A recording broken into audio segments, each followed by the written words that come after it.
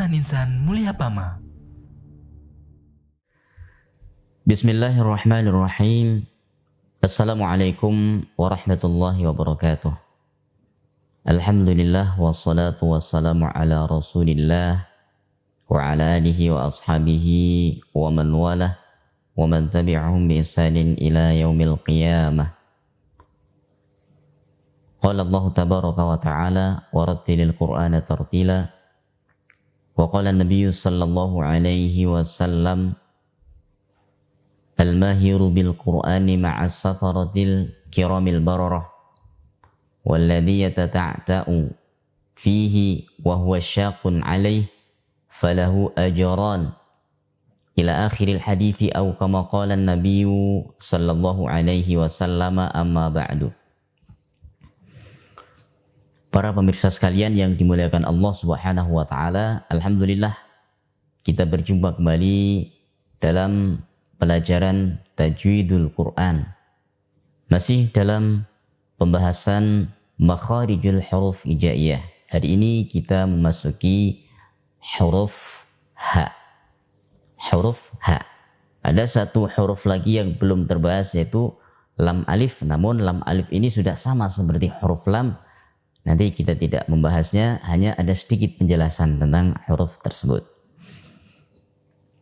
Para pemirsa yang dimuliakan Allah SWT, H adalah huruf yang keluar melalui pangkal tenggorokan atau tenggorokan yang paling bawah.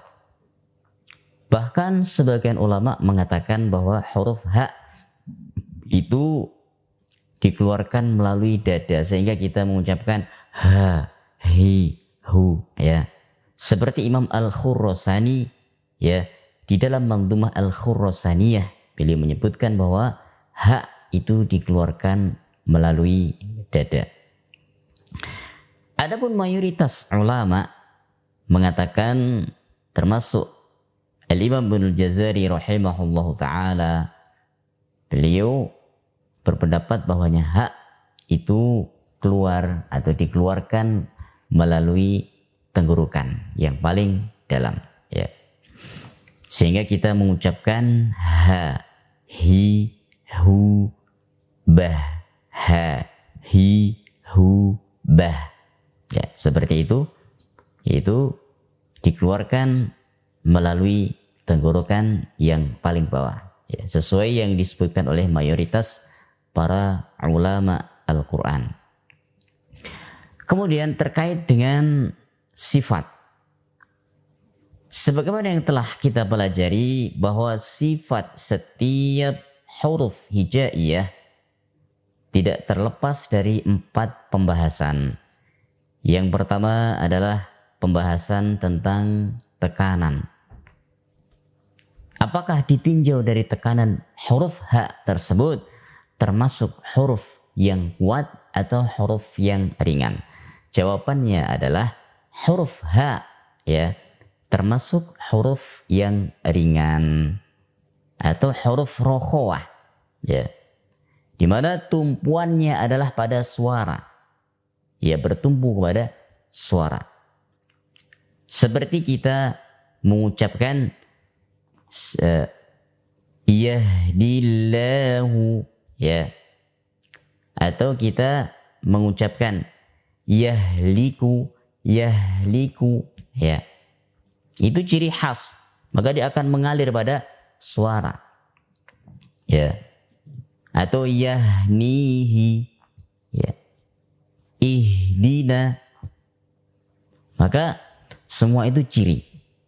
Tidak dibaca ihdina tapi nah, dia akan mengalir pada suaranya. Kemudian yang kedua, ditinjau dari sisi nafasnya. Ditinjau dari sisi nafas, maka huruf H, ya, huruf H termasuk huruf yang banyak melibatkan nafas pada saat diucapkan, sehingga kita menyebutnya dengan huruf hams. Huruf hams. Apa itu hams? Ya. Hams adalah menghentakkan nafas atau melibatkan banyak nafas pada saat kita mengucapkannya. Ya. Contoh ketika kita faman yahdillahu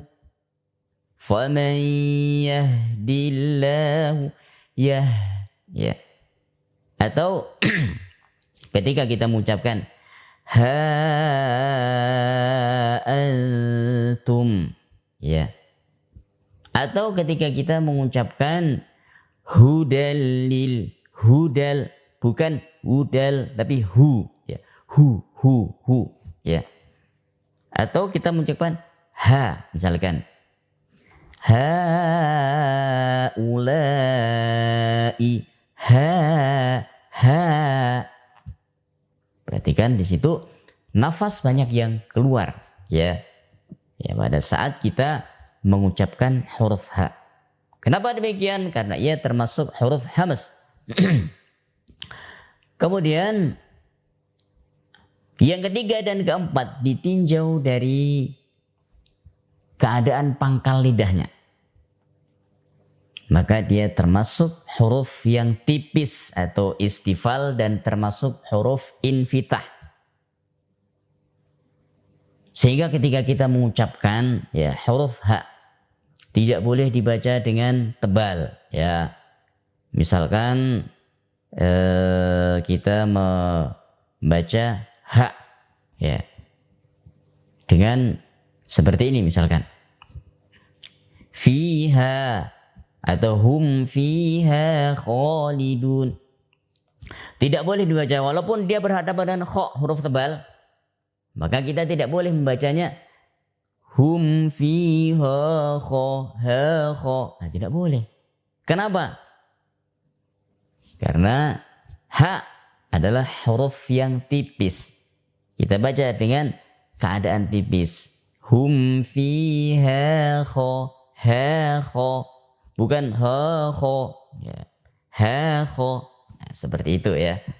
Jadi sekali lagi ha adalah huruf yang tipis. Ketika dia huruf tipis pasti dia adalah huruf infitah. Karena dia tidak akan menempelkan pangkal lidah dengan ya pangkal langit-langitnya, ya. Dan itu akan menjadi sulit jika seandainya terjadi, yaitu terjadi menempelkan pangkal lidah dengan pangkal langit-langit, ya, untuk huruf ha. Para jemaah sekalian, memasuki latihan membaca huruf ha. Pertama, kita baca ha dalam keadaan fathah, misalkan hum fiha khalidun, fiha, seperti itu. Kemudian kita baca dalam keadaan dhammah, misalkan ya lahu mulkus samawati wal ard, ya. Atau kita baca dalam keadaan kasrah, ya. Misalkan mim mithlihi hi. Nah, ini harus kita tekankan bacaan tersebut.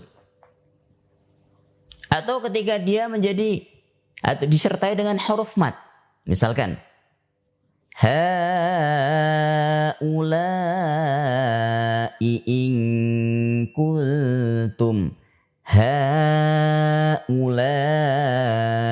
in kuntum. Misalnya seperti itu. Atau dalam keadaan sukun, misalnya kita membaca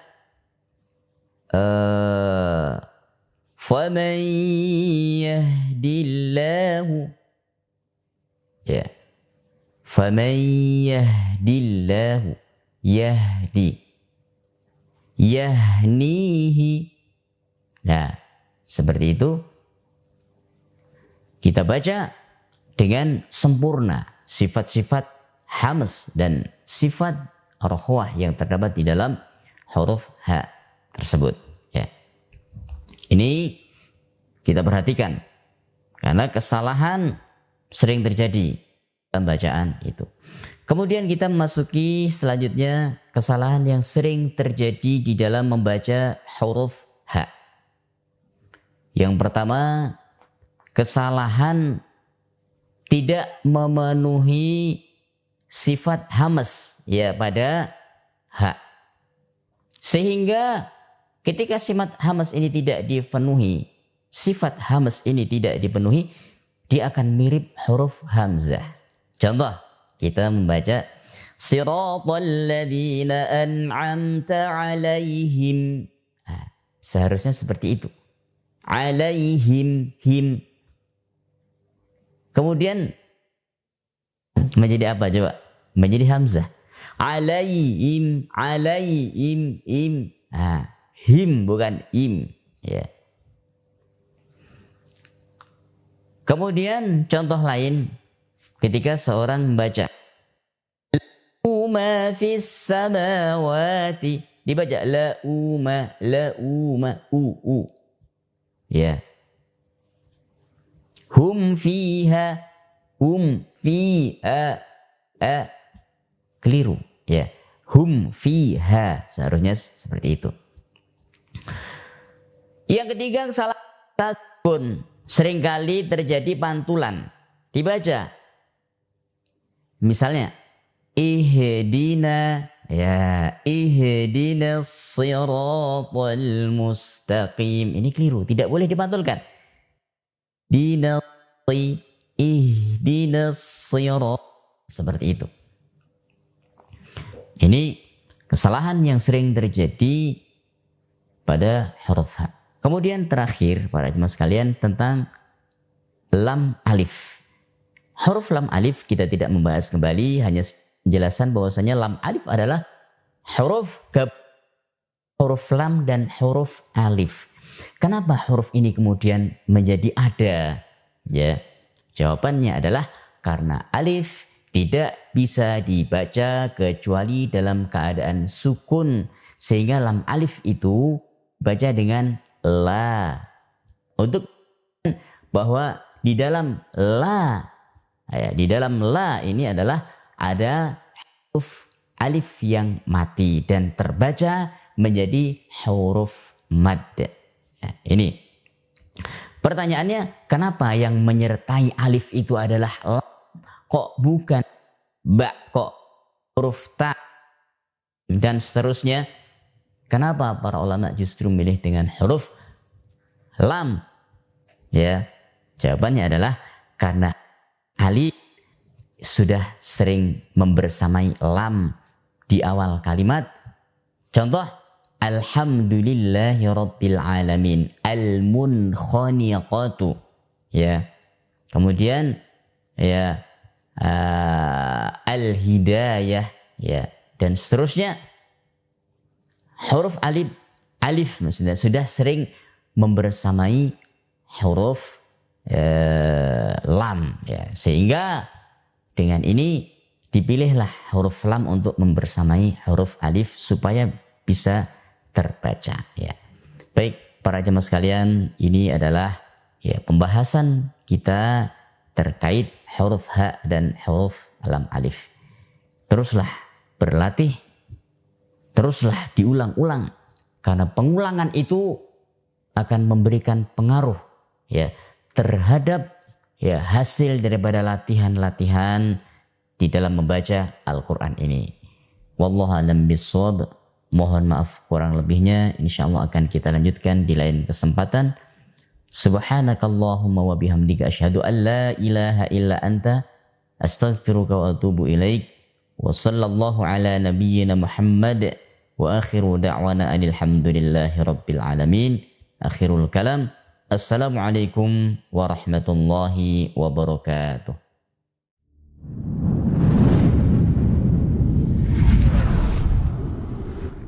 YYMP, Yayasan Insan Mulia Pama.